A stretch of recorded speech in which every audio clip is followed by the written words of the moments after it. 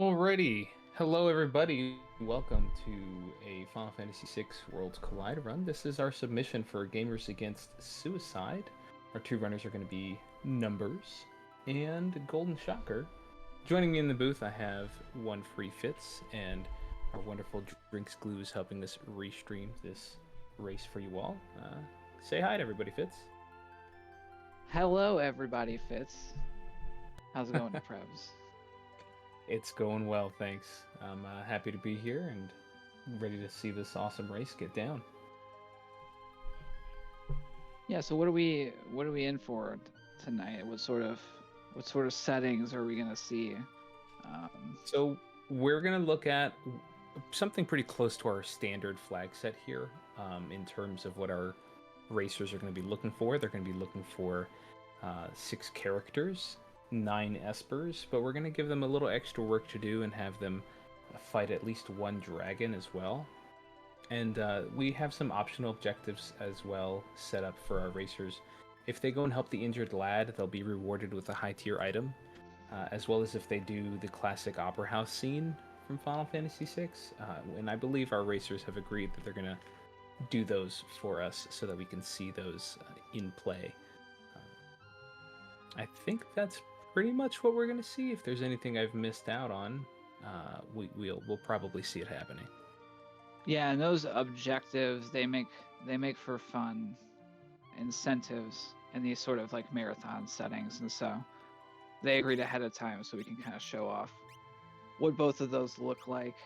Um, and I think we can talk about just some of the fundamentals of kind of how the randomizer works once they kick off here, because in the beginning we'll see some looting and shopping, and we'll have some time to kind of talk about how this game works.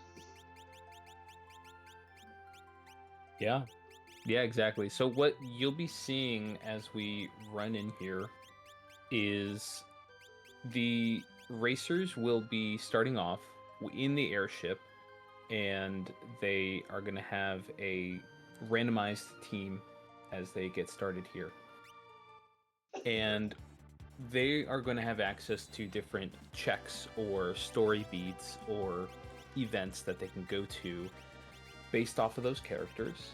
And the rewards for if they finish those events, I like to say, or checks as we typically call them, then they will be rewarded with typically one of 3 rewards, either another character, an esper, or a high tier item, which if it's a high tier item, we typically call that a dead check. And so we see them off to the races right now. It is an open world format. They start off in that airship. They can go between either the World of Balance and the World of Ruin, and they have access to the entirety of the map right away. And so we're already seeing some nice branching pathways here as our runners get started. Interesting to see it here. Yeah, I saw numbers going to one of the shadow events or checks, which is at Gao's dad's house. Also found dried meat there, which we'll need to turn in for the um, numbers remembering where to go to do the opera house. We don't do it all the time, so Yeah, it's definitely understandable to be like, oh yeah, I gotta go this way. exactly. The name of the game is speed with these races, of course. So we don't always do the Opera House, but when the incentive is met, we love to go and do it. It's a classic scene that most people love to watch from Final Fantasy VI. So showing us off there, starting with it right away, just kind of getting it out of the way, which is an interesting idea there. Meanwhile, Golden Shocker is showing us a little bit more of a standard route, which is open up lots of chests and try to find as many things for your offense and defense as possible before going too deep and doing some of these checks. Uh, what's interesting here is they're both opting to do what we call a free check. As you notice, both Numbers and Shock are now going to Gao's dad's house to get that one item, which ended up being a snow muffler. Uh, pretty nice defensive option, but kind of a dead check there. And with that, they are also updating the scaling on that without getting any access to EXP. Let's tell them a little bit about how scaling works, Fitz.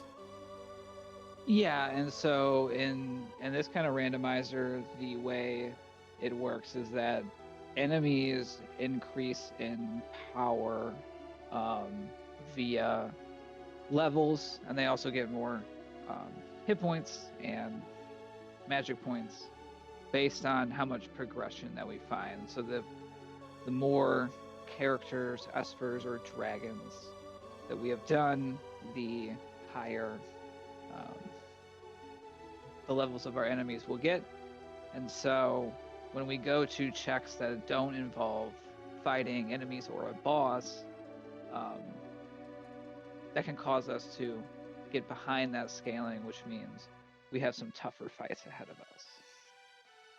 Yeah, exactly. So both of them opting to do that free check where there's no boss involved in order to get that reward, as well as no real battles to speak of. So they're going to be a little bit behind in levels right now. We may see them decide to take a couple of extra grind fights after finding um, some more loot, which Golden Shocker is now going to another one of the most popular areas to find the loot, South Figaro. And I gotta say, Another, my commentator my commentator bones are tingling right now for speaking over the opera scene so much. I know we talked over it pretty much the whole time. Maybe we'll give the end here its due for the flowers. Oh, that's right. That beautiful scene. All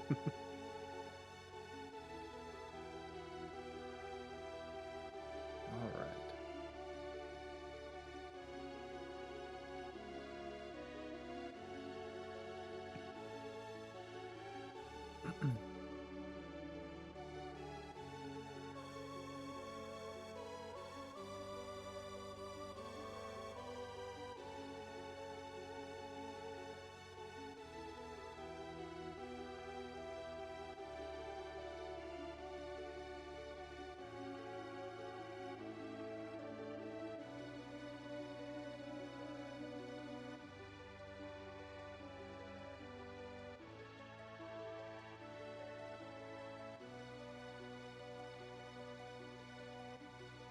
Prince Rolls is looking for a dance partner. Leave the past behind. Kingdom is adopting the spirit of the East. There we go. Beautiful, beautiful scene in game. Interesting note here. I just realized this as Golden Shocker rather went to Gao's dad's house. He did not. I don't believe he actually looked at what the merchant that shows up on the Chocobo actually has. So Numbers at a slight advantage here for that. For having that dried meat versus Golden Shocker, who didn't actually get the dried meat. And Numbers getting that Illumina. I heard that gasp. Yeah, Very nice biggest reward there. biggest reward. When these sort of like side quests reward these high tier items, sometimes it can make sense to tackle them right away Oh yeah. because if we put that off, that might have been the only offense that was easily findable. That's not usually the case, but it could have also been something like an experience egg, or generally finding that early power might empower Numbers to loot a Yeah. little bit less or shop a little bit less, Yeah, exactly. kind of helping them make up that time. Yeah, Golden Shocker did find an Atma weapon in the South Figaro basement, which is also a nice one to find. However, this early is not going to be as much of a factor as that Illumina will be for Numbers. Now here's a question: we've got 2 snow mufflers. Do we sell one of them to fund a lot of our early shopping here, or do we hang on to it, hoping that we'll have 2 people that can use them?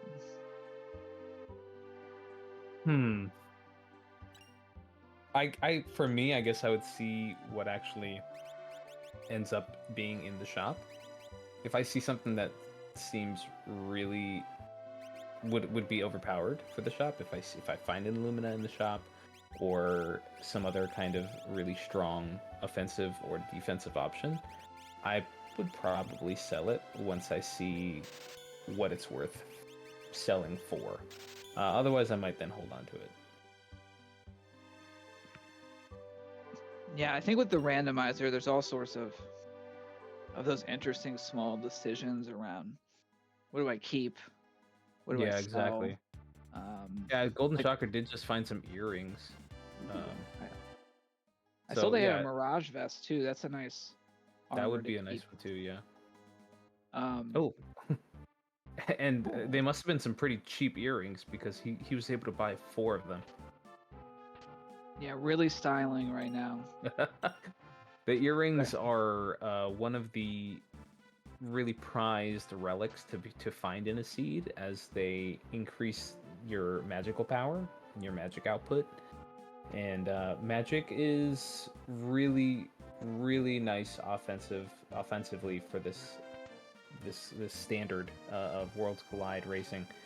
It can be very powerful if you get to tier 2 or tier 3 magic. It can really help you out in your offensive options, and having the earrings just makes that even better. So real nice relic find there, and nice little find as well here in the Veld. After feeding some dried meat, we get our first Esper. We get Fenrir. I think it had Ice 2, but it also had hit points plus 100% on level up. So it's a very nice find. That is a very nice find, especially with an Atma weapon in your pocket for late game. That'll be nice. Or if you happen to find a VK. Yeah, and in Worlds Collide, you mentioned, oh, we're going the floating continent. Right, I like this. This is a great Oh no, he selected that on accident. Oh, did he? He was trying to switch worlds because he flew up over South Figaro. We're doing it. Oh man. Sending it. Okay. Yeah, I like that he's just committing to it. They got an Illumina. Yeah. Gal can usually wear a snow muffler. And honestly, this is forced encounters on the way over to we get got some magic levels. tech. This is totally fine. Which that's something we kind of glossed over as well. Is that our characters also have randomized abilities as well. So you'll see, somebody with Magitech that is not somebody in Magitech armor, right? Gao has access to the Magitech option here. Looks like Shadow has slots, and you saw Cyan jump into the air there. So everybody's got different abilities than they would necessarily have in the vanilla game, and that's another part of the randomizer that just gives us a lot of fun variety here. Yeah, because Golden's got some tough fights down here in the trench. I think they'll get through this with their expert use of slots, which is pretty powerful early in the game. And a lot of them are pretty easy. The game makes it easy to consistently hit like the 7 flush, for instance. I have never practiced it, so that's pretty much the only one I can get most of the time, but it can do a decent amount of damage. We mentioned magic being very powerful early, just based on the formula. It's not as level dependent as a damage source as hitting things. Yeah, exactly. And especially with when elemental attributes come into play, if you can actually play to your strengths, aka the enemy's elemental weaknesses, then again, even if you're under leveled, if you can, it's just like in Pokemon, right? You can be under leveled, but if you can know what's super effective against your enemy, then you can actually really scrape by pretty easily. So same thing here. If you know what the elemental weaknesses are and you play those to your advantage, you can still be under leveled and get through some of these fights pretty easily.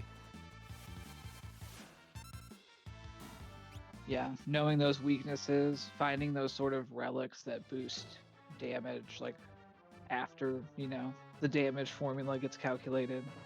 We mentioned the earrings. There's the hero rings and Atlas armlets, of course, and then just like gear can boost our magic power too. That the right combination of gear can get us an extra 10 points, which is a significant amount of damage more, especially at lower levels.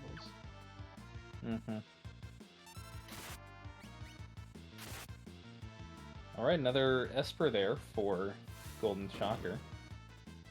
And actually, Pero que Nariz in the chat pointed out that nobody on Numbers' side can actually equip that Illumina, unfortunately.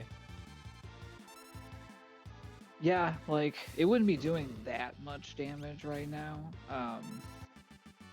The unfortunate part is if we don't get a character on Floating Continent, that's I think where we would be like kind of bummed. But so far, the combination of slots and Magitech are getting the job done, and they're wisely playing it safe and healing up.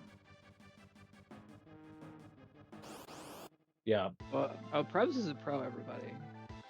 That's the commentary game. I mean, it also helps that I speak Spanish, so it's all right there. But okay, a nice little tail end boss here on the ascent to the Floating Continent. Doesn't look like it's going to be too bad here. And Golden Shocker showing off another one of our checks, the Doma Siege. This one's also a pretty good one. I like to do all of those soldiers you see attacking the castle can be This is not a good one though. No, it's not. Yeah, unfortunately, pretty mild. They're gonna do some level 2 magic sometimes, which will hurt, but I think they can get through. I've seen Raiden cast that Marshall is weak to instant death. I think Covert's. I guess we're about to see. I mean, a miss doesn't really tell us. Yeah, but they made it through. Yeah, they made it through. Another check here. Yeah, I think later in the game at higher levels, those would be even nastier. So definitely nice to get. Oh, only a nice shield, so not a progression reward, but pretty nice item. Pretty nice item. Elemental shields, elemental rods. Those are going to be high tier items that, yes, they're not progression, but those are pretty nice to see.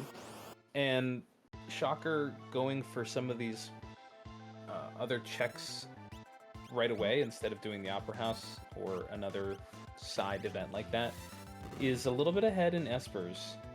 However, Numbers, even if it is accidental going into Floating Continent, that's going to provide some guaranteed progression for him. It is a 3-part check where there's 3 possible rewards, and 2 of those possible rewards are either going to be character or Esper. Only one of them has the chance of actually providing the high tier item, aka possibility of a dead check. So nothing. I think at the end of this Floating Continent for Numbers, they might actually be pretty even. However, Shocker is going into Dream here, which is another three-parter, which could potentially have a lot of progression for Golden Shocker as well. So not too bad. It kind of really depends on where we see each of our runners hit a character.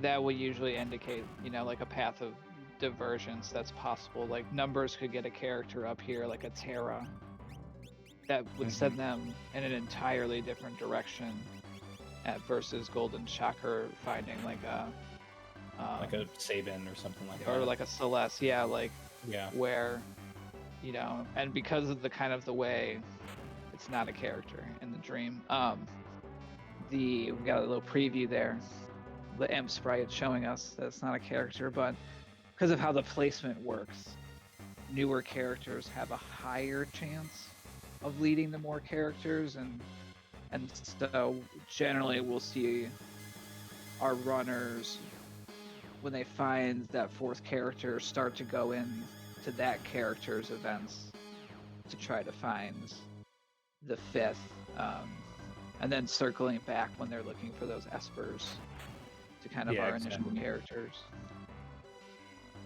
Yeah, and there's also the option, particularly for these multi-reward checks like these 2, there is that option of leaving earlier and not finishing all 3 of the rewards. I don't see any real reason that either of these 2 runners would do that right now, but that is an option, and based on what they get, let's say they do find, that's an experience egg right there. Let's say they do find a character on the second one, and they decide to leave before doing the third one. They may do that to reduce the scaling of the enemies, and they already found the character they need, and they decide, okay, I'm gonna pop out right now and keep going for this new character to continue finding progression. Whether or not they decide to do that, that's also a real big path of divergence as well. Mm-hmm. Yeah, like right here would be our point with Floating Continent. The JS could be like, you know what? I got an egg and an Esper, and I'm still alive. You know, Yeah. I'm out of here. But they did save, so good thing they did. Oh yeah, good thing. This is the Magi Master. We have a little bit of the tools that could take this guy down, but it's gonna take us a bit. Yeah, this is going to be a long fight for sure if Numbers decides to commit. Because it's pretty much slot for the rest of the way. Yeah. There's definitely probably some... I don't know if I would commit to this fight. It's a tough kind call. Of like it's a tough elemental guessing game a little bit. Yeah, pretty much. I think with the slots damage, if we can survive... Yeah, that's true. And if Numbers is confident in his slot skills and being able to get that 7 flush, then it might actually come out pretty good. But yeah, it might still take a little while. Yeah, it's possible, and I don't know if we looked at the dances, because with Magitech, it's kind of like, well, should I True. look at it? But there could be something with like landslide in there that would make this go a little bit faster. Yeah, that would be pretty nice. It's hard though, because with the dance, it's like the same argument we have of, would I rather have a Yeti in my team or somebody I can actually control what they're doing? Oof. Oof. Oh, that hits so hard. Yeah. And that's the hard part with dances too, is you can't actually control what comes out. And so, do I want that agency of being able to select which element I'm going to use, or do I want to just hope to get the correct proc out of this dance? Snowball. Showing off some good weight tricking here to maximize our turns, make Shadow go as much as we can. Hoping to get a bolt roll.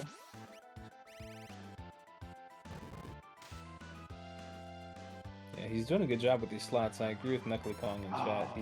Oh no. That hurts, but it's not the end.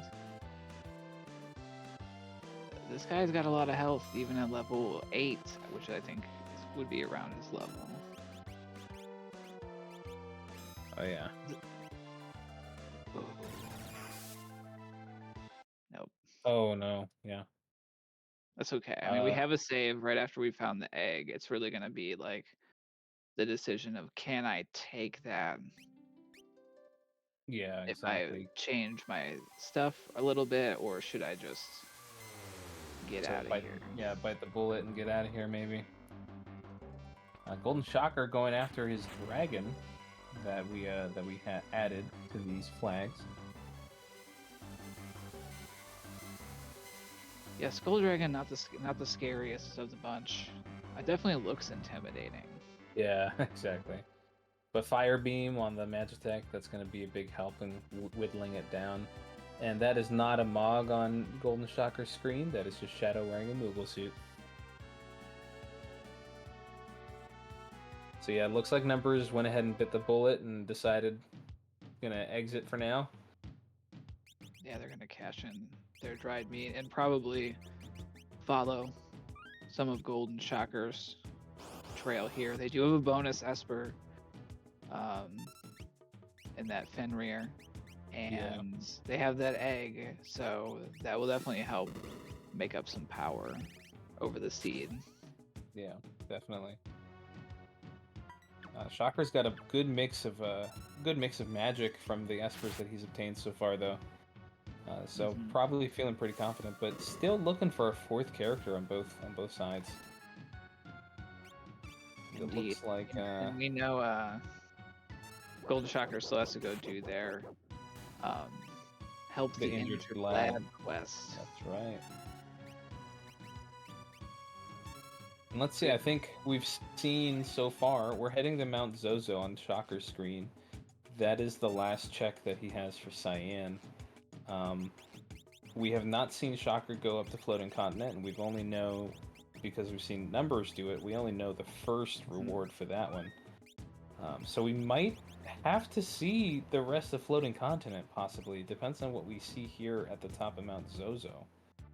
I mean, like, as a commentator, I want to root for it because I want to, you know, Yeah, yeah, exactly. I want to see like to everything. see everything, and I want to see Magimaster go down. But I also, there's still the Velt Cave for Shadow, as well as Kefka and Narsh, which That's I think true. we're seeing exactly why people shy away from doing the Floating Continent too early, or at least if they don't feel like they have an answer for a Magimaster up there, because it's a big time commitment, and that guy could be an absolute unbreakable wall at particular points in the run. Yeah, yeah. He needs to be approached with the right tools in hand, and if they're not there, it's just a nightmare of a fight. And that is one fight that, as a consensus, most of the Worlds Collide community agrees is such a pain in the butt. So Yeah. really unlucky to run into it there. A Golden Shocker going in for another dragon.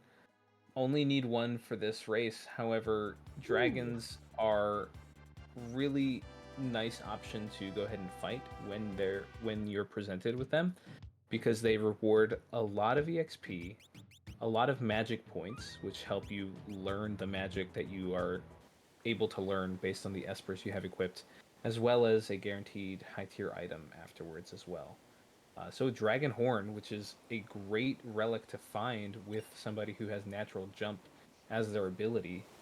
So we'll see a lot more damage output out of that Cyan now that he'll be able to do a couple extra jumps per usage with that Dragon Horn equipped.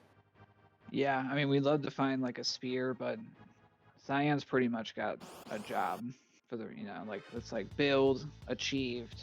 Don't need to really mess around with looking at their equipment or fiddling around with their espers anymore. Exactly. Yeah, that would be the cherry on top, is if Golden Shocker was to find a spear, an equipable spear by Cyan, then yeah, then he is set for the rest of the seed. And actually, we haven't mentioned that yet, is that we mentioned earlier that Illumina is not equipable by anybody on Numbers' team yet. And I just mentioned about the fact that if we find one that Cyan can equip, aka a spear that he can equip, the equipment that is equipable by our team members, our party members, are also randomized. So they can always equip what they are naturally able to equip, but there's also, I think it's a 30% chance that they can also equip something that they typically wouldn't be able to. So we're hoping to find. Sorry, go ahead. That's the same for the the shops that we're seeing and the chests that our runners are opening. Those are also like the vanilla items shuffled, and then like a percent of those taken out and replaced with like completely random items. And so that's why we saw like an Atma weapon in a chest, for instance, or a barrel. Yeah, exactly. And alrighty, so now we're seeing the Velt Cave for Shadow, since there was not a character at the top of Zozo. Let's see what we're going to have here. We're going to get a peek at it real soon, what our reward will be here at the Velt Cave. And it's not a character. And actually, I think that one always has to be, looks like an Esper if it's an Esper, so. I see, yeah. Golden saying, no, I don't need another high tier item. I guess I'm gonna go to, it's either they gotta go to Kefka and Narsh, or they gotta go to Floating Continent. Mm-hmm. Yeah. Uh, so, two things that come into play here as well. One is Kefka at Narsh. Most of the checks in the game are locked behind a specific character, or they're character gated. However, there are a couple of checks that are put into play in instances like this, where you're so deep into a seed, you've almost completed every check for the characters you have, and you still haven't found a new character. There are a couple of checks that are non-character gated. Kefka at Narsh is one of those. You go up to the top of Narsh in World of Balance, where you typically have to defend the Krytok Esper from Kefka and his soldiers. You go through that one. That is a free check to do without having to worry about what characters you have in your party, and that one could reward you with a character, Esper, or item. Now we're seeing Indeed. Golden Shocker do his Injured Lad quest. So I like this skipping move. on this, yeah, I like this move. He was already nearby, and he's still going to get a high tier item out of this. He decided to reset out of the or warp out of the Veld Cave for an item, but he's still going to get a nice item here for his troubles. So it'll work out pretty well. This is gonna give him time to really think about which one of the not great options. Yeah, It's really just that's a because good point. we touched on why floating continent would kind of be lower on the list. It does give us guaranteed progression, but there's fights. There's a lot of bosses. There's more fights and bosses at the end.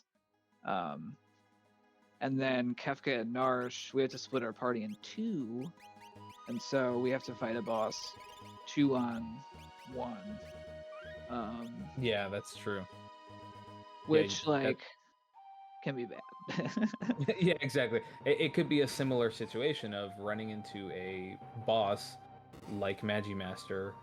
There are a couple other difficult ones, or possibly very niche ones that you could run into, yeah, and splitting your party is not going to help that at all. Like yeah, Inferno would be bad. Yeah. Spicy chicken would be bad. They're pretty much bad everywhere. And then tentacles are Doomgaze. particularly bad when Yeah. Doomgaze could just math our two party members to the ground. Yeah, exactly. Yeah. Yeah, My I goodness. think we covered all of them. So Yeah, those are most of the bad ones. Wow. Yeah. I guess if we picked the wrong two people, like a Tritok or Oh yeah, exactly. That would like be an Ifrit or an Ifrit Shiva fight even. I think we got a cat hood for our troubles, which is a pretty good reward for, we had to spend some money and some time, but the Injured Lad gave us an item that we can easily 10 20 times earn back what we spent on postage.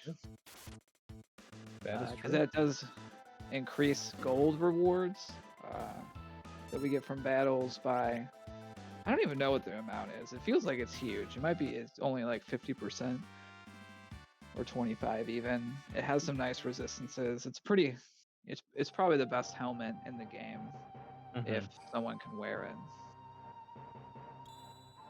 Oh yeah. Now the other thing that's been also presented here that we also haven't really discussed yet, but we saw Golden Shocker make a decision based off of it, is the fact that some of these checks are peekable. You can see what the reward will be.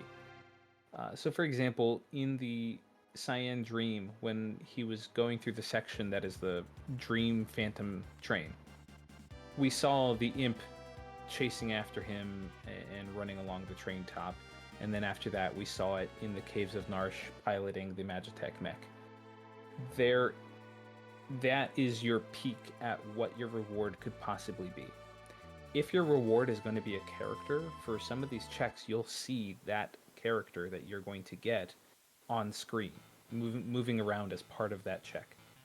If it is a Esper, then you'll see an NPC sprite, something like a soldier, a ghost, an imp, something along those lines. Same thing with high tier item. But as you mentioned, there are also places where you will actually see the Magitech, the Esper stone, the Magicite stone, sitting on the ground as well. And then you can tell, oh, I'm definitely getting an Esper, as opposed to the possibility between Esper and high tier item. So those little things are also contributing to the decisions that our runners are going to make as they're moving through. If they can go through and see what they're going to get, then that will help them to either commit to the check or reset out of it, or decide, I might come back to do this one later, or I'm just not going to do it at all. So pretty key factor there as well, and just another thing that contributes to all these small decisions that affect the larger run in the long run. Yeah, there's like really like kind of multiple thought processes going on as we're like running the game, and it's kind of like, how do I get through the next thing? That's usually the primary focus towards the beginning. There's like, what's my fastest path to unlocking the final fight, final Kefka, and then the third stream of thought is, how am I building my offense, my protections to survive and advance through the 4 tiers, and beat the game. And so there's kind of like all of that going on, usually at the same time, in addition to actually being like, oh, it's this dragon, what is it weak against, what do I need to do to beat it? Oh yeah, That makes it very fun. yeah. There's a lot of knowledge that can really help you out here. What I love about Worlds Collide is that it is pretty beginner friendly. You can make it through. It might take you longer than you'll see these two runners go tonight, but even beginners to the randomizer can make it through without too much trouble. And part of that is the fact that it is part of it is attributed to the fact that it is character gated, and that there are some of those other checks that you don't even need a character, and there's the free checks, and then there's peekable checks and things like that. Instead of being locked behind so many key items like other randomizers that are out there that make it a little bit more linear and a lot harder to progress, because you're able to do this based off of the characters that you find, sometimes it's just so much easier to get through, and that's one of the fun things about it. However, as you mentioned, as you begin to learn more and more about the nuances in the game itself, what enemies are weak to what elements, there are some pretty niche interactions as well, in terms of revivifying undead enemies, knowing which of them are undead, and things like that, that can really then start to just take the gameplay to the next level and make it even more fun. And yeah, I love it. All right, well, we are about to find out if the Magical Master is going to remain undefeated here. Yeah. We We got do a have preempt. Meteor. Yeah, we do have Meteor, which We have a lot more levels. oh We yeah, have a little bit of a better tool set. We don't have Berserk, so we don't have cheese to get through this. unfortunately not. And 3 + 7 + 2. This is going to be a pretty beefy Magimaster still. That's going to hit pretty hard. So Oh yeah. I don't think just because we see Golden Chakra coming here later with a little bit more power that this is like a, an auto win, by no means. Yeah, this might end up turning into who can outdamage the other faster. All right, we do see some. Okay, nice. A little bit of defensive play here using Shell to just reduce some of that magic that's going to come out from Magimaster, because he will hit like a truck. So here's one of my favorite ways to cheese Magimaster that I've seen from like some of the real vets of this game.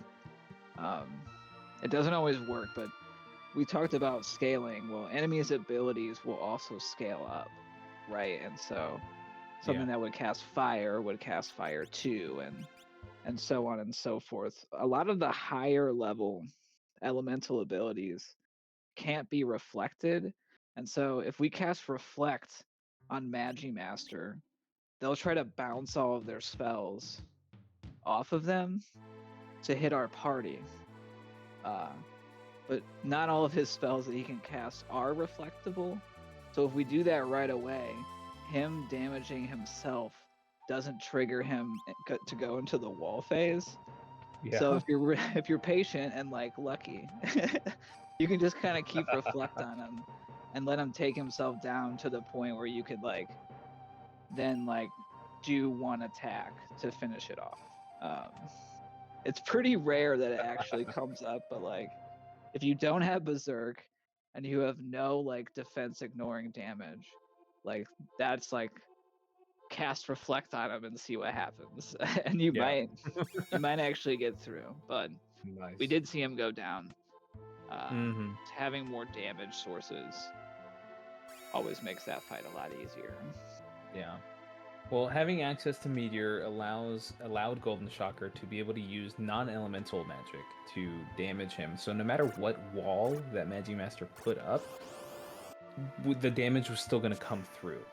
So that's really key right there in order to get consistent damage. But also the fact that Magimaster didn't actually come out with anything too crazy that would be too scary for Shocker to manage. But yeah, I mean, everything you brought up there, Berserk versus casting Reflect and letting him take himself down. Again, those are some of the more niche things that not everybody really knows about. Magimaster actually is susceptible to Berserk, and then doesn't actually have an attack command, right? So when you Berserk him, he tries to attack, but then he can't actually do anything.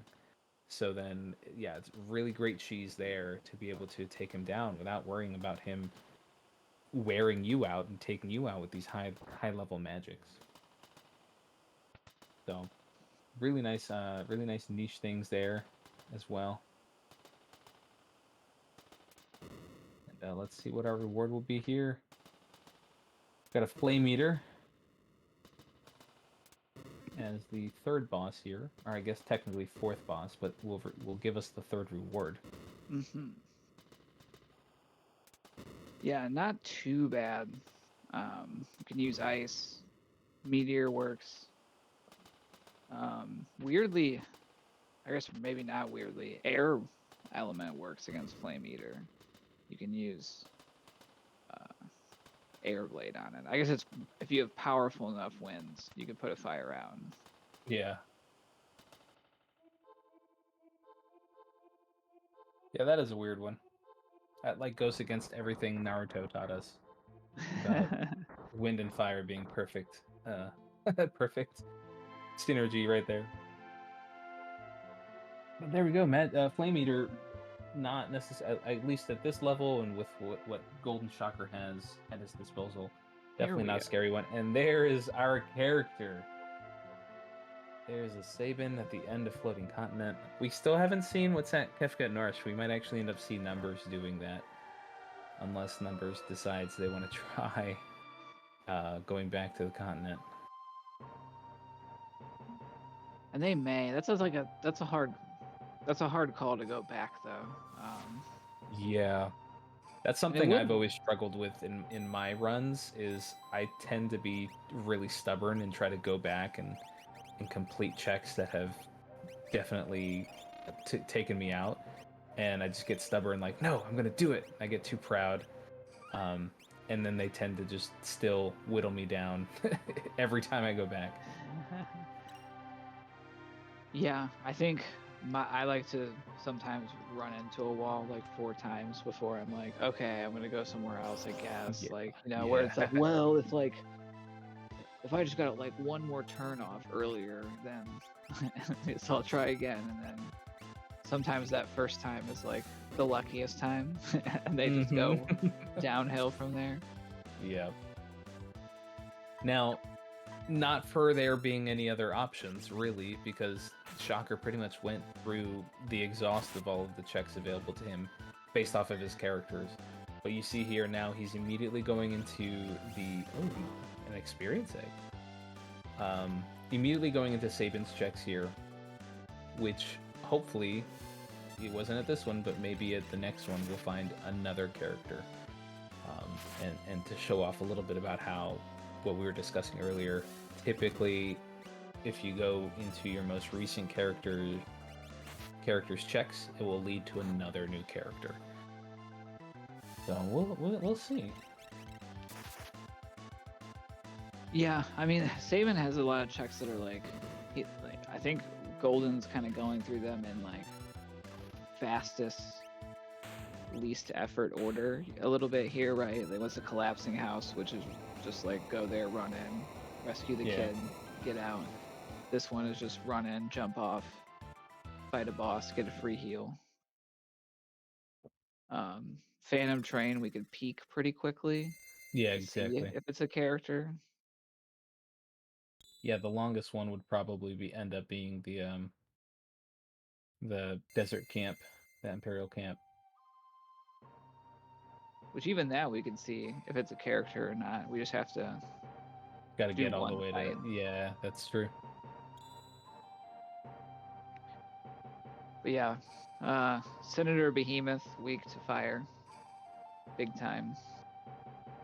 The second half, since we've removed, there's a flag that makes bosses not be undead, so we can't just revivify or phoenix down them. But kind of a quirk of taking that away is that we Senator of the Behemoth. He represents all the Behemoth That's right. equals the regular Behemoths, the giant Behemoths, the Intangiers. I think they're Behemoths. Yeah. It looks like numbers might go for Kefka Narsh. Which again is kind of like the move, I think. And I would feel like there's a realm. There's still a pretty high chance there's a character there too, because I think it's pretty rare that there would only be one character reward. Yeah, for it would be so narrow. Yeah. I'm thinking it'll be a character up there as well. Sword Tech realm. Interesting.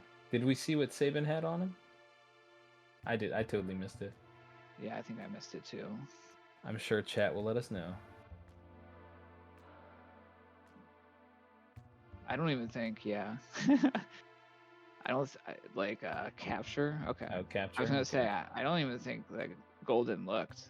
They're pretty happy with right. Yeah. their offense at this point. Yeah. Putting the Atma weapon on Sabin and an experience egg, so we know where that's probably going to stay for the rest of the run for Golden Shocker. Oh, there's character 6. And there it is. And you see, there it is right there in play. So instead of going to another one of Sabin's checks, Golden Shocker immediately went to one for Realm and immediately finds another character. And Numbers has also found a character at the top of Narsh, and it's the Yeti. And Interesting. They are they going to decide that they want to go back to Continent? Back for round 2. All right. Well, okay, they must have. This is what I think, because I didn't see this. But when we run up to go to Kefka and Narsh, we get a peek, and if we see a character pop out of Umaro's like observation deck, right?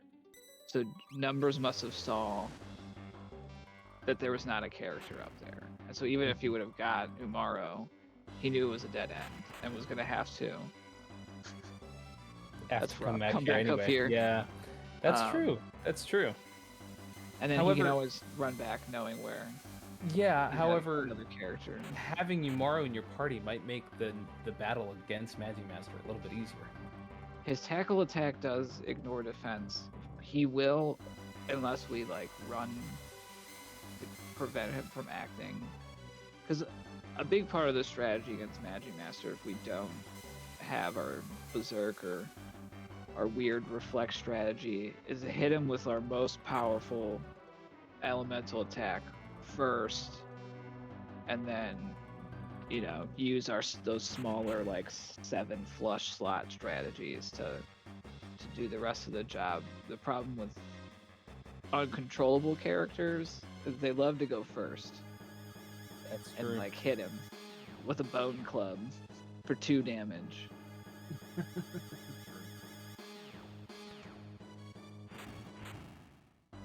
That is a good point. I don't know. We'll see. We'll see. He's got the levels now. He's got some more options available. He's gonna go in and save for some safety.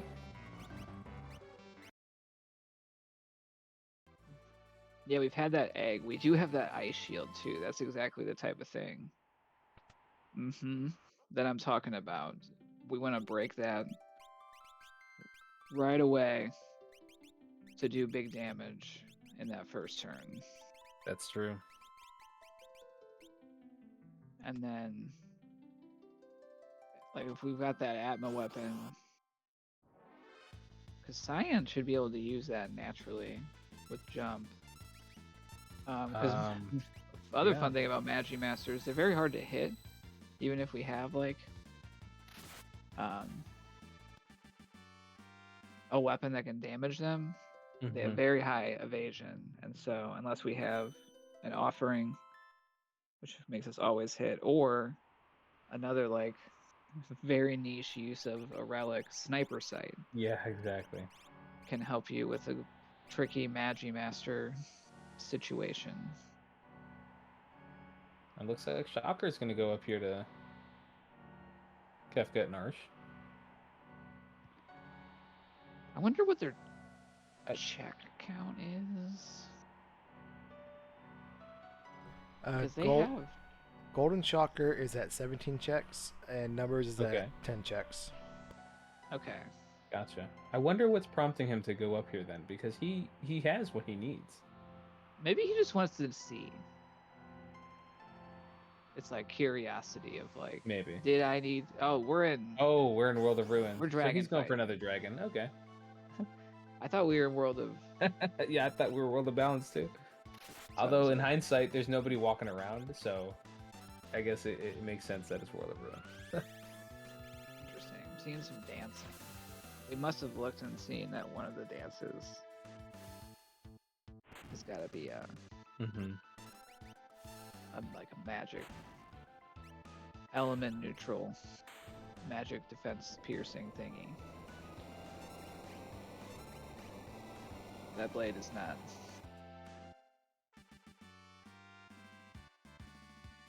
Good luck with the number of jumps there, but yeah, it's just not really doing the damage we want to see. Ooh. And there go our slots. Yeah, Magi Master gets worse this time. Oh, Rage is not. I thought that was a wind element.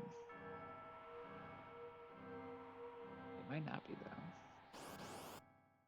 I'm gonna do some side googling. We got Magi Master Jr. over at the Tritalk. Yeah, the most dangerous thing that they can do is use an ability called Overflow, which puts one of our party members into the muddled state.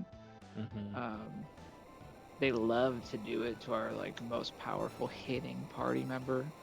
Yeah.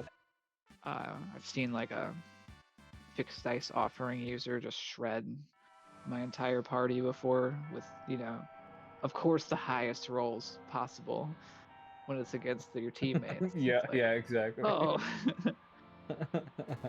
4 4s, take that. All right, there's another Esper for Golden Shocker. However, I'm pretty sure they're in go mode, and they're heading over towards the final tower here. Maybe making a quick stop here. For some sort of like, it makes sense to go there if because they don't have Fenrir, although they do. They do. Yeah, they do. Might just be looking for a couple extra options here. To deal we're with, racking up some checks too. Maybe looking for mute, or racking up some checks to get the skip. I mean, you did put in that little synopsis, that little breakdown in the chat the other day about you ended up doing a seed where you tested how long it took when you went Oh for yeah, that was skip Overswarm. But versus yeah, when. I know what Oh, you're that was talking about. Overswarm. Yeah, Yeah, yeah, yeah, yeah. yeah, yeah. Yep. So there is that potential option. So we're talking about Kefka Tower skip here, or shorthand we call it KT skip. And that okay, yeah, it looks like he's overloading one party here. He might be going for some extra checks and extra bosses to get some skip. But we do have conditions set into the flag where if you meet certain conditions, aka I think for this flag it's if you find 9 characters instead of just 6, if you get all the way to 9, or if you get to, I think it's 12 espers, or if you get to a certain number of checks, you can actually unlock a skip to land directly on the 3 buttons at the top of the tower right before the statue bosses, instead of having to walk all the way through the tower with all 3 parties. And with the offensive options that Golden Shocker has, it might actually be faster for him to take out some easy bosses. Of course, that's RNG dependent. Hopefully he runs into easy bosses. But with his offensive power, he might be able to quickly whittle down a couple bosses, rack up the number of checks he has, and get to the skip instead of physically walking all the way through all 3 paths. Yeah, and I did confirm that Rage. It took me a little bit because my source that I'm reading has the advanced, like the Game Boy Advance version names of the abilities. So it's like it's Leaf Swirl, but yeah, it's a non-elemental attack. Okay, interesting. It's not barrier piercing, so it does respect magic defense. Unlike some of the other dances, like our Wombat, or our Still did a decent amount of damage though. Landslide. Yeah, that was pretty good. Pretty good usage there of the dance. Yeah, and definitely. who was it that called it out in chat earlier about possibly? I want to say using dance? Zenobian asked, "Hey, do we have any dances?" Oh yeah. I think dance is one of those that can be situationally useful, but to a newer player of the game, or even like neither of these players are new, like it can be pretty low on the list of things that I learn everything about. It is nice that we can check the menu, see what dances are there, and then the way that they're listed will tell us like the probabilities. Yeah. I'm just cracking up because the Yeti has a birthday in this wiki I'm looking at. That's true. Which is September 9th. I should have asked chat. I bet someone in chat would have known that. I don't know how we know that, but it's somewhere. It's somewhere in the lore. I suppose like the Mog. I think Mog can speak. Yeah. Yeah, because Mog and him speak. Yeah, exactly. And also human, and also Moogle. Looks like Shocker is also gonna present us with a little opera scene.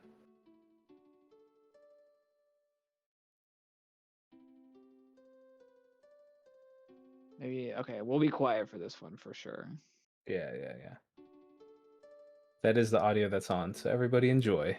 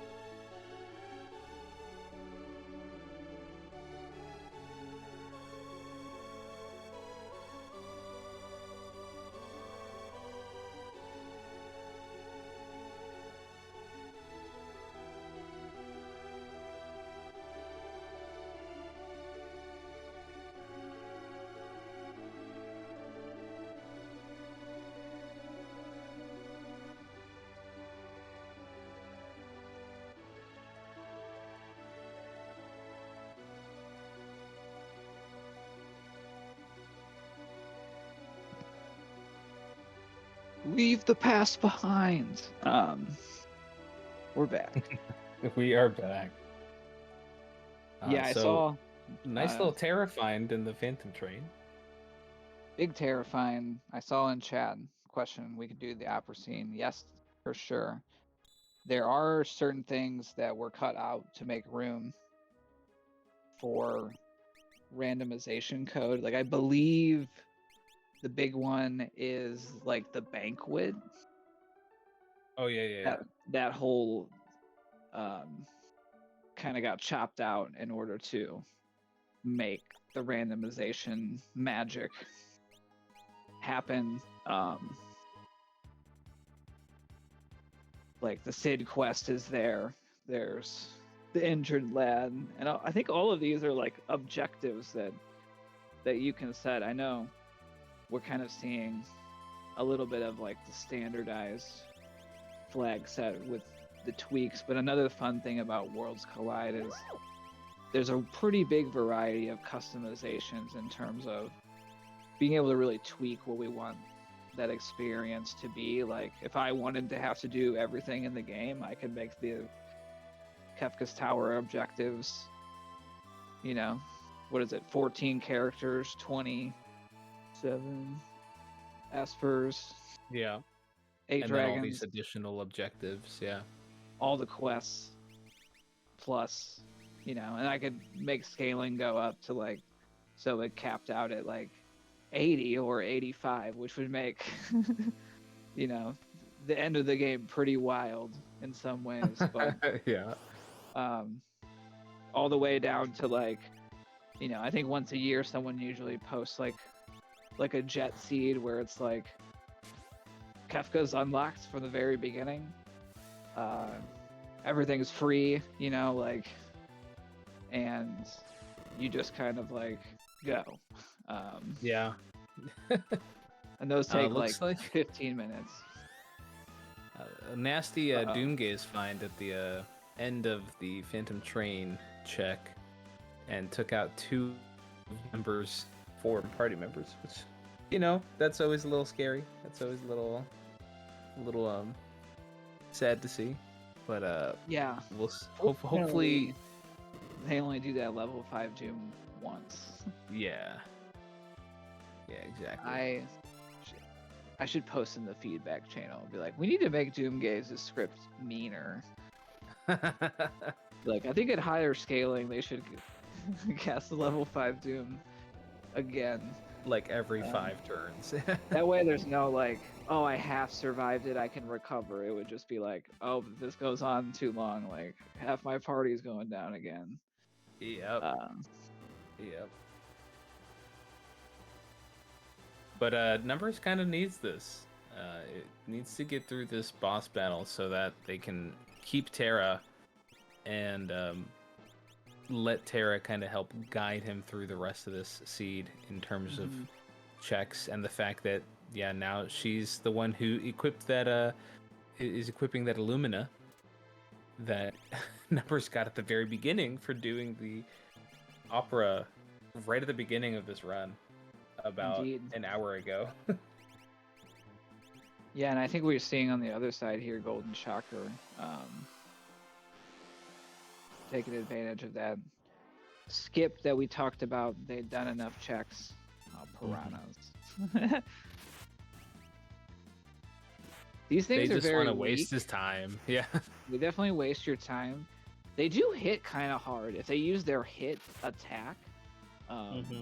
You know, at this level of scaling, like someone in the front row could go down if they don't have a decent amount of armor on. So another fun thing about Worlds Collide is just some of those bosses. And there are some that are kind of always pushovers, but I think one that people will often be like, it's like, oh, leader.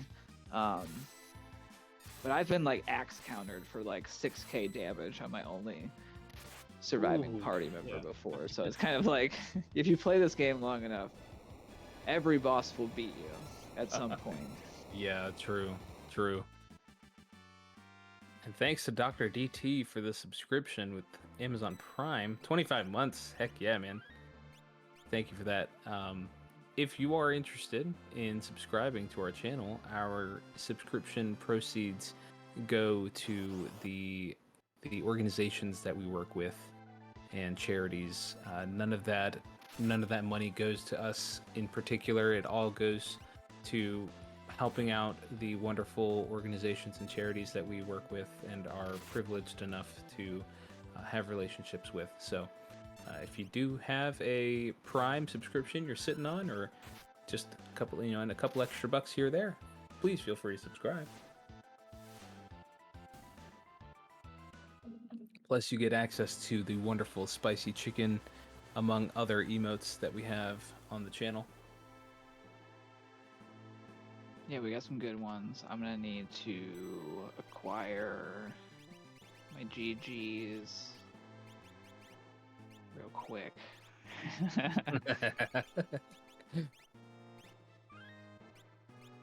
Do it. Nice, got it. All right. Hey, there we go. There's another one from the Psychic Shebang. Thanks a lot. Thanks a lot. All right, we see numbers going through here, going through some of Terra's other checks now, heading up to the cave at the in the mines of Narsh here, where the Welk usually is, and is met by another one of her bosses, from Baba. This is interesting because if this rewards an Esper, that'll be their 9th, and they know the Yeti is at the top of Kefka at Narsh because they went there earlier. That's true. So, like Golden Chakra certainly had a lead, and that setback at Magi Master cost numbers. Although if they would have gotten through, I think we'd be looking at a really different race here at the same time. So like numbers. I know you're gonna probably watch this back later, but you were so close to really breaking through and being on to something. It felt like, we talked about, was it an accident? Was it not? But I think going for it was the right call, and it was certainly a fun one. I'm sorry. I got Pedro Canarisa's name so right, but I messed up. Physics Shebang. Sorry, my bad. I appreciate that. I appreciate you calling me out. I was really trying to think of I was gonna riff and try to come up with an even more butchered way, but I was just like, nope, it's not popping top of mind, so I'm gonna bail on it. So Golden lining up for Final Kefka. Why don't we talk about what they have in store for us? Oh yeah. What are some of the tools that we can use to mitigate that, and how do we beat this guy and restore? Well, I guess in Final Fantasy VI it's kind of stop the world from getting even worse, but it's already wrecked, so yeah, it's already pretty wrecked, but yeah, we definitely save the world from a tyrannical wannabe god, right? But yeah, so heading into Kefka, we are approached with 4 tiers of a boss battle. Starting us off, tier 1 has 3 sections to it. There's the long arm that is closest to the screen. There's the head, and then there's the short arm that is balled up in a fist. And what we want to try to do is make sure that we, as long as we don't take out the head last, that's kind of a good thing. If we can actually take out the short arm on the backside last, then that one is the best, because it doesn't actually have a death counter that it really counters with. That's very scary. Mostly does physical damage, so we're trying to mitigate physical damage and take out these pieces of the tier 1 as fast as possible. The long arm is susceptible to instant death, so having an X zone or break is something that's pretty key for us there. Already made his way through tier 1 already. Gotta step up my game. Let's go to tier 2. Tier 2 has 4 pieces to it. There is tools, magic, hit, and tiger, right? So we are trying to mute magic if we can, because magic can cast a lot of spells to debuff and hit your party with some nasty magics. Tools can actually use a lot of like magitech attacks and other things like that that can also be pretty physically damaging. Hit is a physical attacker, but can actually deal out some good damage. And of course is the tiger face. That one is can freeze your enemy, can freeze you and cause zombie status effect. So there's a lot of things we could do here, though. There are other, I forget which ones exactly, but tier 2 does have sections of it that are susceptible to instant death as well. There's the fact that you can mute magic. If you can get that done, then that kind of knocks him out of this tier as well. And then we just try to dish out as much damage as we can to take out the other sections. Then, after that, we move on to tier 3, which is Girl and Sleep. Girl is presiding over Sleep, taking care of him, protecting him. She will revive him if he gets killed first, and she will heal the both of them. And Sleep has a decent chunk of HP and will counter with a couple of nasty spells as well, such as Meteor, and then when he's killed, he'll encounter with Calmness, which is a pretty scary little attack that he has. There are ways to mitigate Calmness if you happen to have Fenrir, which both of our runners do, or Golem. Those are both great Calmness protection, is what we call them, because they kind of nullify that spell or that attack in a couple different ways. There are other espers that we can use to kind of help mitigate that damage as well. But yeah, we're trying to take them out as fast as we can, taking out Girl first and then Sleep so that Girl doesn't revive him. Then you're met with the man, the myth, the legend, Kefka, in his sort of angel form.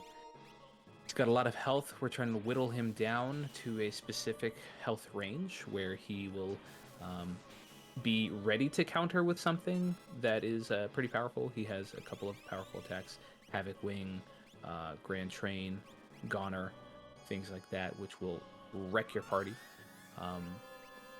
However, he also has he can also counter with Ultima and things like that. So we're trying to make sure we get him just to that cusp of where he'll start to counterattack with those, and then dish out as much damage as we can to finish him off before he counters with those.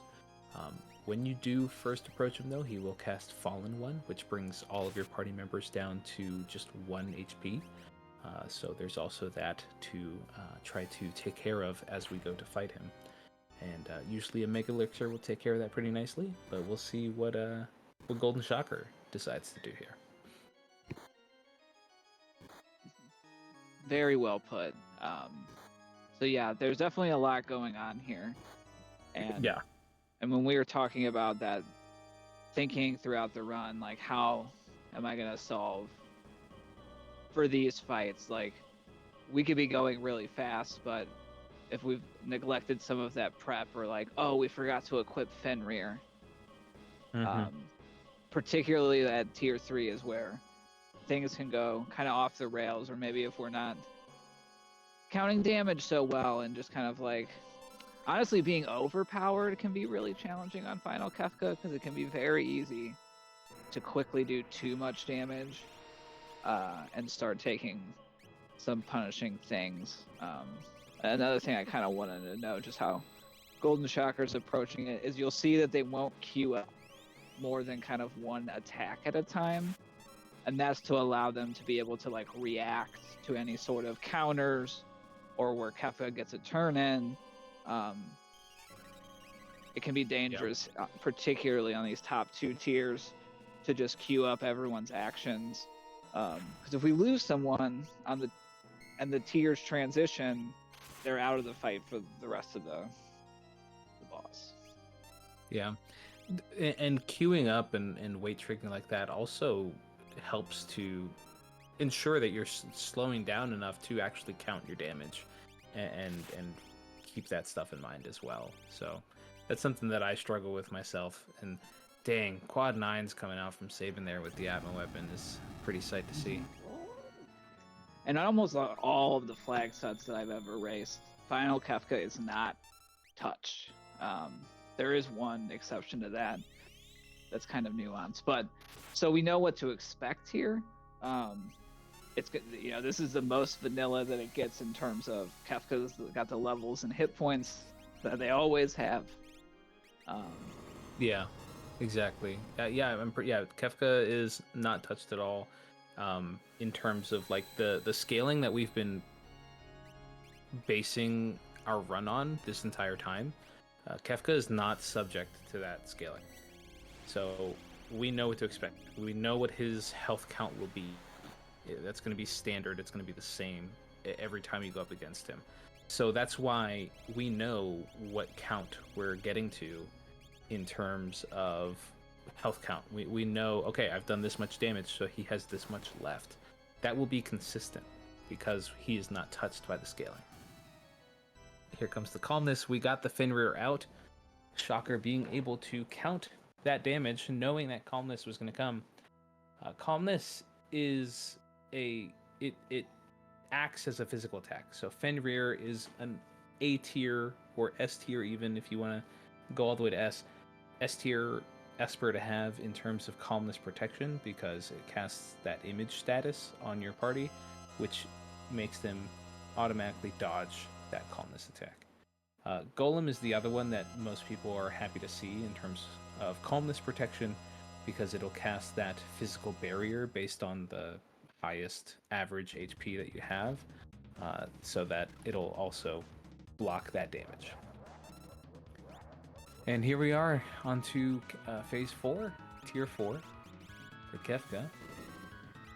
Yeah. Kefka And so himself. in this first part, we can basically do damage for free. We might cure up some of our statuses if we need some of that to keep going. Now we're going to see that Fallen one. Because we fought Magi Master, we got that free Mega Elixir, so not as big of a problem. A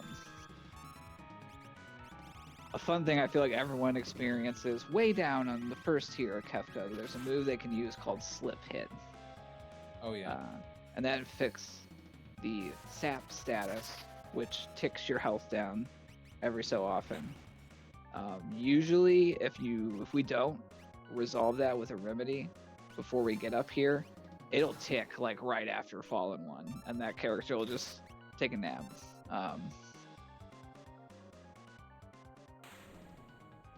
That's it. And there We is didn't a even get cracked to. out. Wow. Yeah. What was that? 117.53 around there. That's Go a to the race room. See what the yeah. 117.45. 45. Wow.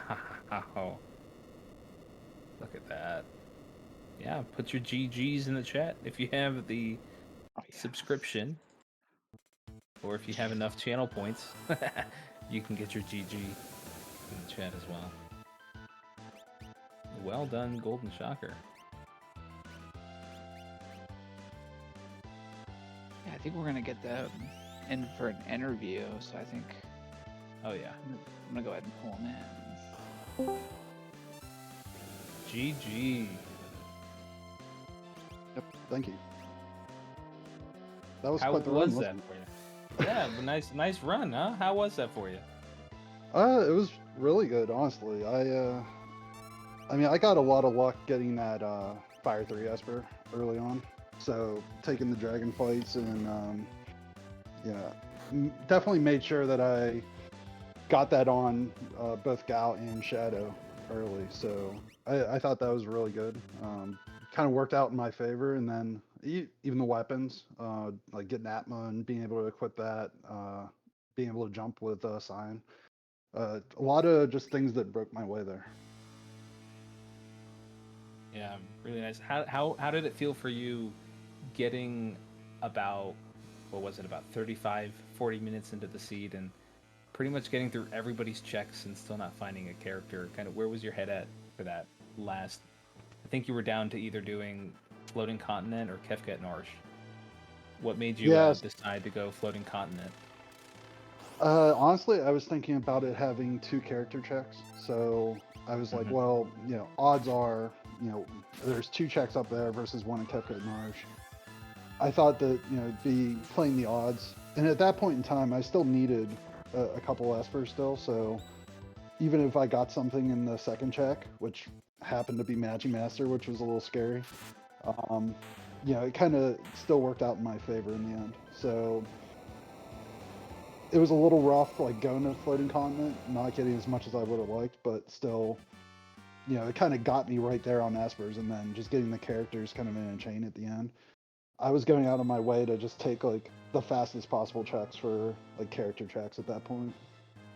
That's also why I skipped Cave in the Veld, and I warped out as soon as I saw it wasn't a character in Esper. Oh yeah, nice. Any questions for Golden Shocker there, Fitz? Let's see. Do I have any good ones? Yeah, I will say kind of the big difference in this race. The numbers went up to Floating Continent. We're pretty sure not intentionally. I think they went to switch worlds. They went to the Opera House and got their Illumina right away, but nobody could use it. But yeah, they went up there. They saved before the Magi Master fight, and had a real squeaker, but they fell like just short, and then ended up kind of leaving and following like your path that you had been on, and then eventually had to return. They did get Kefka and Narsh was the Yeti,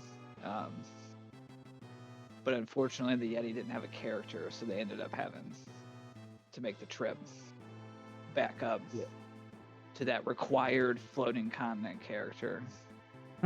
Yeah. Yeah, that's rough. Behind a Magi Master too. I was lucky I got there with like Meteor on all my characters, and I've had that Magic Power +2 for a while.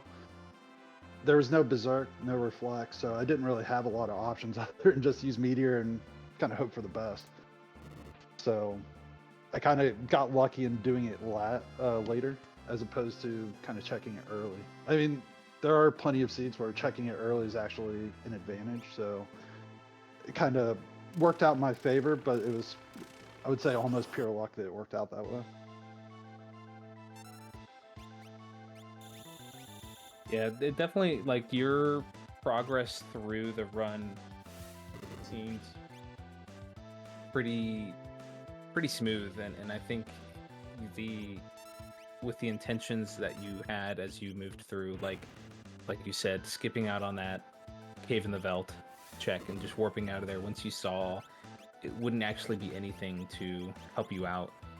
Other runners that are maybe a little less experienced might say, well, it's a high tier item, maybe it'll be even like another Illumina, or even something that could help make what I have now even better. And I think you made some nice decisions there that were like, okay, let me prioritize what's actually important. We were talking about how you were showing off really nicely the way that the randomizer prioritizes finding characters in your most recently gained party member.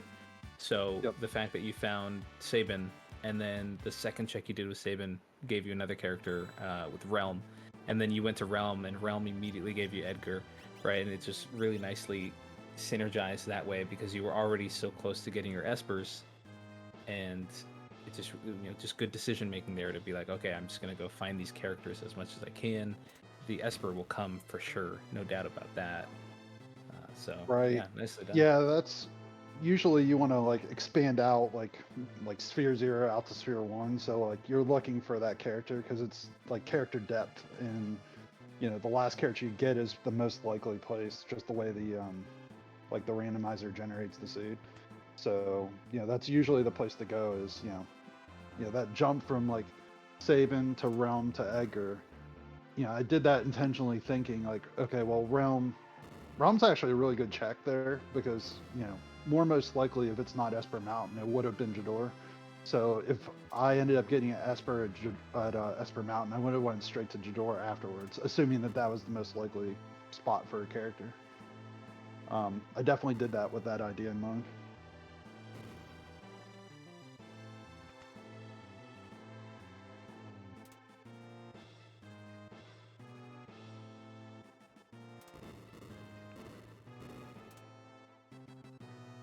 All right. Well, any final thoughts, Golden Shocker, before we let you go, and we'll turn our attention to numbers finishing up over here.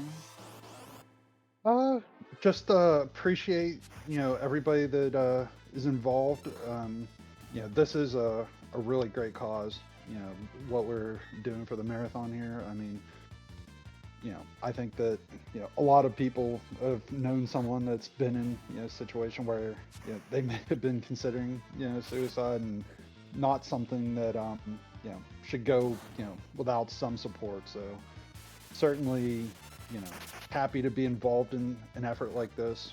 I think that it's really great that our community does support marathons like this. So for everyone involved, numbers running, everybody that's involved with the restream, everybody that's watching and supports a cause like this, it's certainly much appreciated. It does touch a lot of people, so really happy to be involved with this. And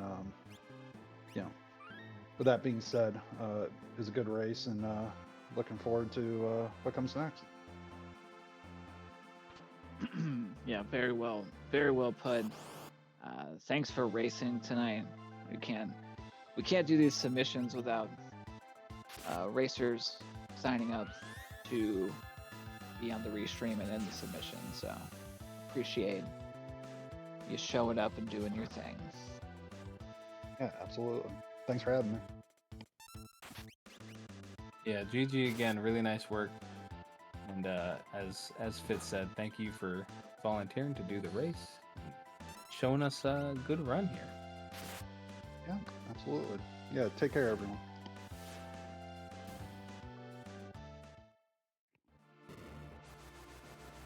All right, numbers just finished off. I think that was Ultras and Chupan. Which is was this the middle path? Yes. So they're getting very close to their Kefka fight. Kind of while they're running around. This is our submission for Gamers Against Suicide. It is a marathon raising money for the American Foundation for Suicide Prevention, or AFSP.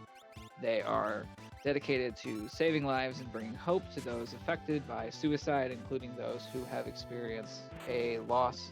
They do this by funding scientific research, educating the public about mental health and suicide prevention, advocating for public policies and mental health and suicide prevention, and supporting survivors of suicide loss and those affected by suicide.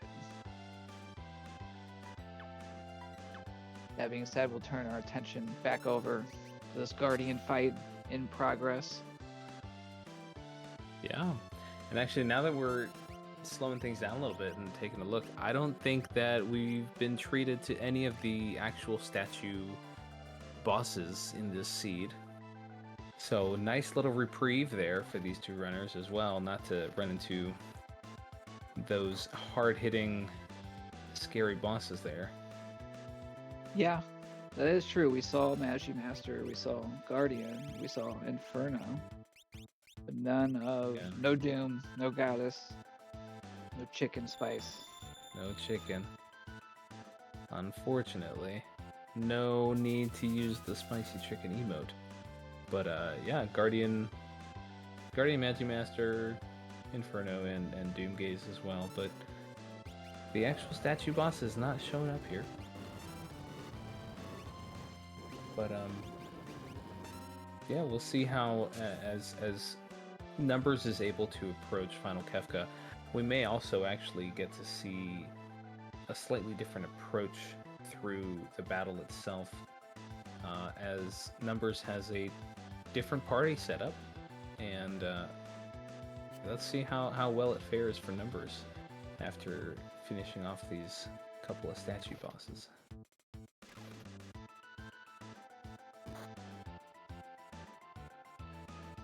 Yeah, Guardian has a lot of hit points. They got pretty high physical defense.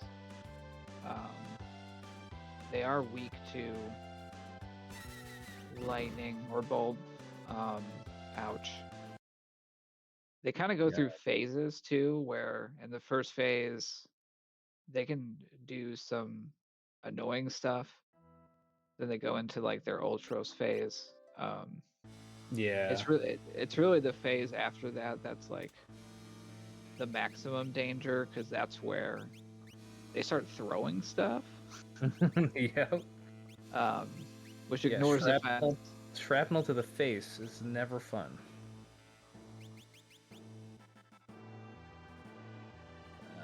That's a real hard hitting attack there.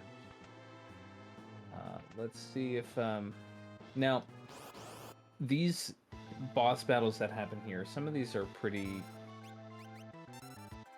What I find interesting about doing runs like that, where we have our party members split into these seeds or split into these different paths.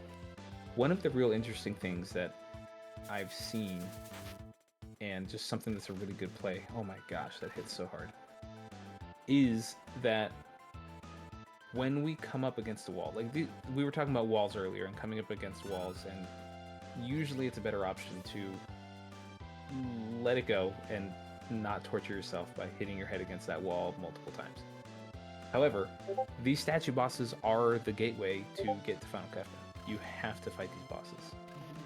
And one of the things that I always am impressed by is when our runners have that frame of mind to swap equipment between their parties. If you go to one of your other of the three parties to, let's say you run into an enemy that casts a lot of thunder magic or bolt magic, right? And you happen to have a thunder shield on somebody in your other party.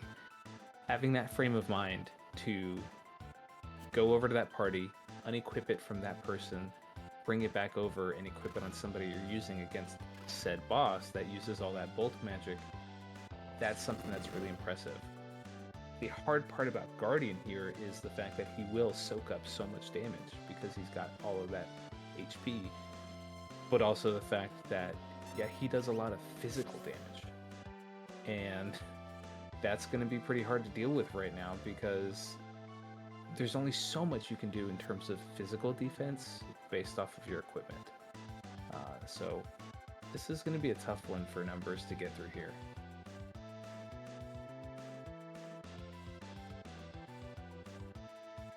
Yeah, definitely these like 2-on-1, you know, and honestly, a lot of times they're like 1-on-1 because one of our that's the throwing stuff phase. And there's also the combination of like in that Ultros battle program, they slow everyone down, and so Guardian can really be a tough damage race. Oh yeah. And it looks like we're being joined by the man himself, Numbers, in the booth. Welcome. Great effort. Yeah.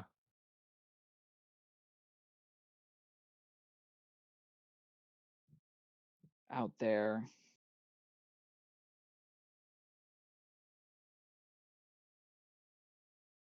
Looks like we'll get them in soon. Yeah, we'll get them in shortly. But well done. That's a pretty good showcase of the run here and what we have going on here with Worlds Collide, the Final Fantasy VI randomizer. Again, really great randomizer to get into. Pretty easy gate of entry here as you get through. Really friendly to beginners. But thanks for putting this together. Showing for me though. And, Numbers, that was really fun to watch. You did a great job out there. I Oh love man, your commitment to that. Jumped right into floating continent, which was complete accident, but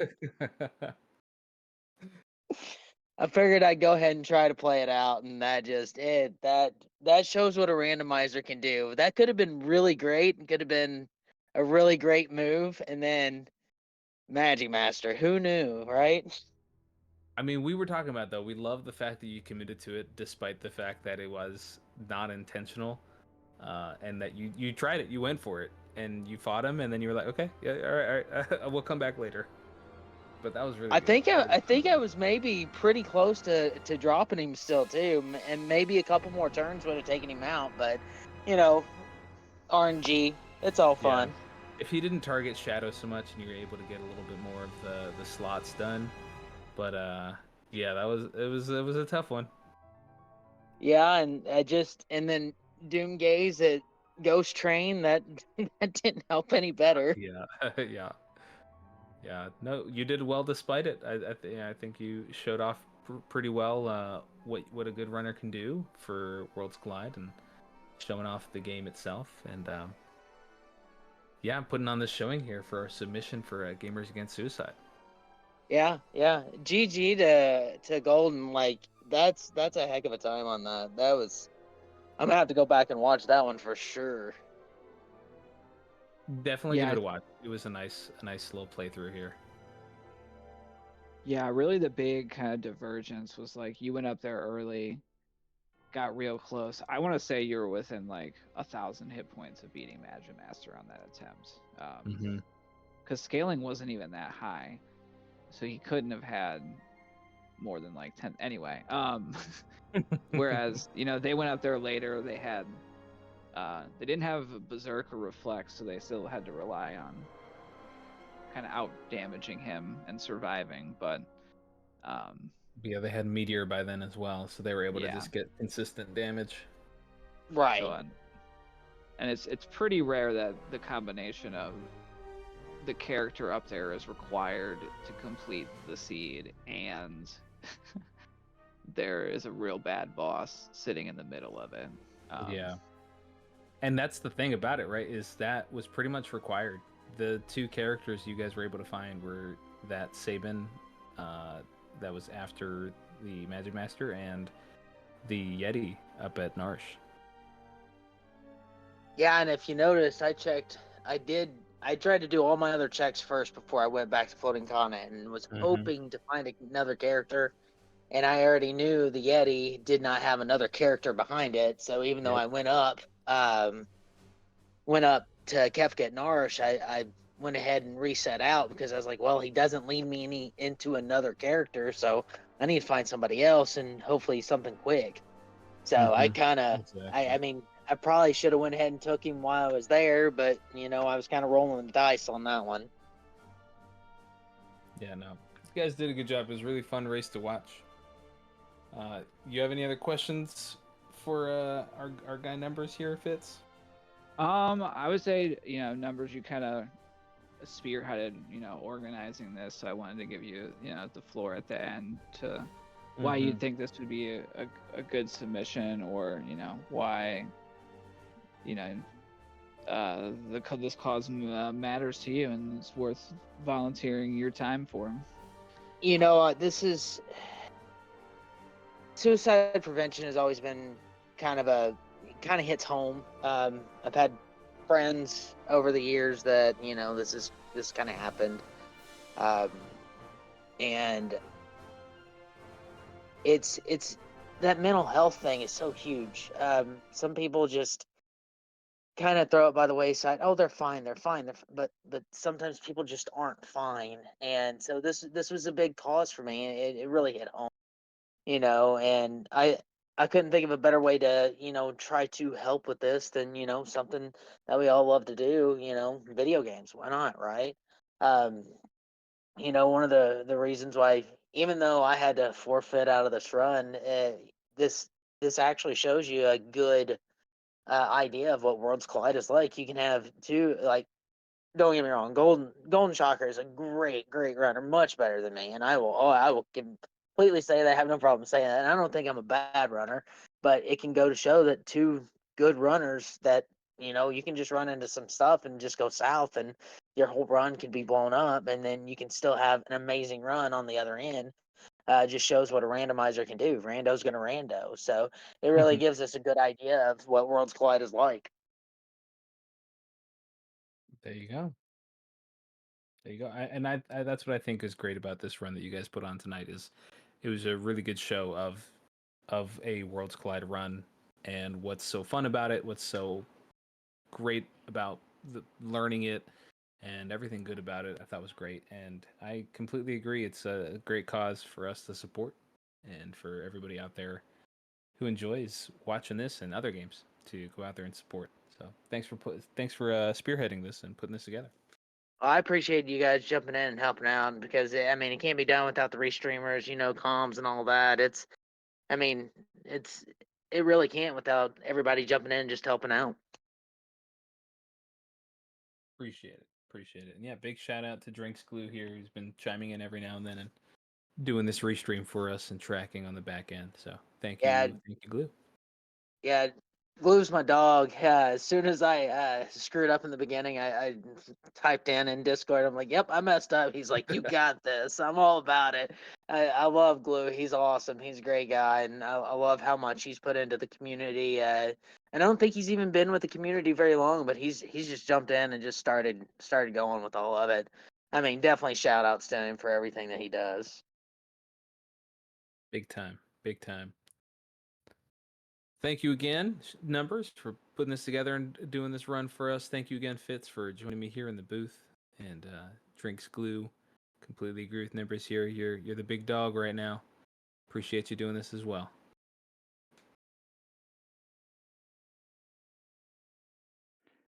Yep, well put. One free Fits here, signing off. Have a good night out there, everybody, and don't tease the octopus. Don't Thank you. tease the octopus. Don't Yep, tease the that's right. octopus. Yep. All Thank you, right, good everybody, for night, guys. watching. You have a good one. You have a good one as well. All right, everybody. I believe we're gonna go raid. I'm gonna have to head out because this is gonna be spoilers from my Tonic E as well. So, but I believe we're gonna go raid. Everybody enjoy watching some more Worlds Collide. Thank you all for watching.